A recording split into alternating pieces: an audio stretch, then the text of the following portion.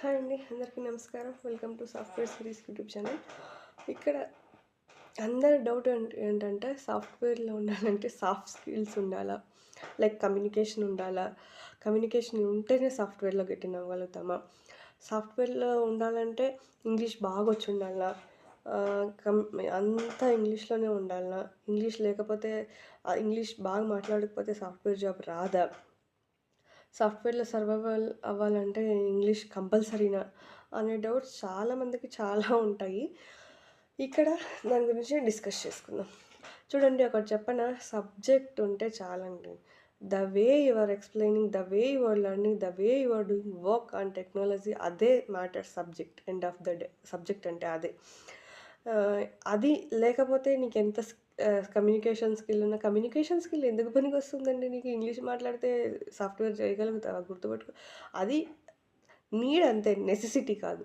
అదుంటే convey చేసేటప్పుడు లేదా కాల్స్‌లోనో, మీటింగ్స్‌లోనో నువ్వు చేసిన ప్రాసెస్ ఎక్స్‌ప్లెయిన్ చేయడానికో లేదా ఆహ్, టీమ్స్‌లో కనెక్ట్ అవ్వడానికో ఇలా ఫర్దర్‌గా యూజ్ అవుతుంది. అంతేగాని ఇంగ్లీష్ వస్తే ఇంక సాఫ్ట్‌వేర్‌లో వర్క్ అంతా చేయగలుగుతావు, ఇంగ్లీష్ వస్తే సాఫ్ట్‌వేర్ మొత్తం ఇంక ఏలేస్తాను అనే కాన్ఫిడెన్స్ ఎవరికన్నా ఉంటే తగ్గించుకోండి. అదేం కాదు. టెక్నికల్ స్కిల్స్ అనేది very, very, very, very important. ఆ టెక్నికల్ స్కిల్స్ మన ప్రాజెక్ట్ వర్క్‌లో మనం ఎలా ఇంప్లిమెంట్ చేస్తాం అన్న దాని మీదనే సాఫ్ట్‌వేర్‌లో మనం సర్వైవ్ అవుతామా లేదా అన్నది చెప్తారు. కమ్యూనికేషన్ ఉండాలి. బట్ అంతేం కాదు. అదేమంటారు చూడు, గుమ్మడికాయంత అదృష్టమున్నా ఆవకాయించేంత అదృష్టం కూడా ఉండాలంటారు చూడు, అట్లా. ఆ టెక్నికల్ స్కిల్స్ చాలా ఉన్నప్పటికీ అది కూడా కొంచెం ఆహ్, కొంచెం అర్థం చేసుకోవాలి వేరే వాళ్ళు ఏం చెప్తున్నారు. కాల్స్‌లో ఇప్పుడు సాఫ్ట్‌వేర్‌లో తెలుగులో నీకెవరు ఎక్స్‌ప్లెయిన్ చేయరు.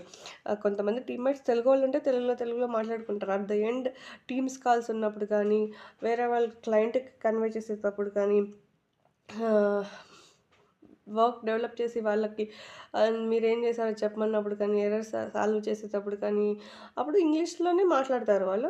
అప్పుడు బేసిక్ ఇంగ్లీష్ వచ్చినా చాలు, you can survive. Not that much fluency, 100% fluency ఏమి అవసరం లేదు. బేసిక్ ఇంగ్లీష్ వచ్చినా చాలు. వాళ్ళు చెప్పేది నీకు అర్థం కావాలి, నువ్వు చెప్పేది వాళ్ళకి అర్థం అవ్వాలి. అంత వస్తే చాలు. ఇంక అంతకు మించి సాఫ్ట్ స్కిల్స్ అంటే ఇంకా అంత నెసెసిటీ ఏముండదు. నీ ఇంగ్లీష్ ఫ్లూయెన్సీ ఉందని నీకు ప్రమోషన్స్ ఇవ్వరు. నీకు ఇంగ్లీష్ ఫ్లూయెన్సీ అస్సలు లేదని నిన్నేం తీసి పడేయరు. సో, అది not a matter according to me. ఇప్పుడు బీటెక్‌లు చేసి, డిగ్రీలు చేసి, ఎంబీఏలు చేసి, ఎంసీఏలు చేసి, గ్రాడ్యుయేట్లు చేసి మనకు ఆ మాత్రం ఇంగ్లీష్ రాకుండా ఎవరేమి ఉండరు కదా! సో, బేసిక్ నాలెడ్జ్ ఉంటే చాలు ఇంగ్లీష్‌లో. అది మాత్రం ఓకే. అంతేగాని నేను తెలుగు మీడియం చదువుకున్నాను, నేను పల్లెటూరు నుండి వచ్చాను, నాకు ఇంగ్లీష్ కమ్యూనికేషన్ స్కిల్స్ లేవు, ఇవన్నీ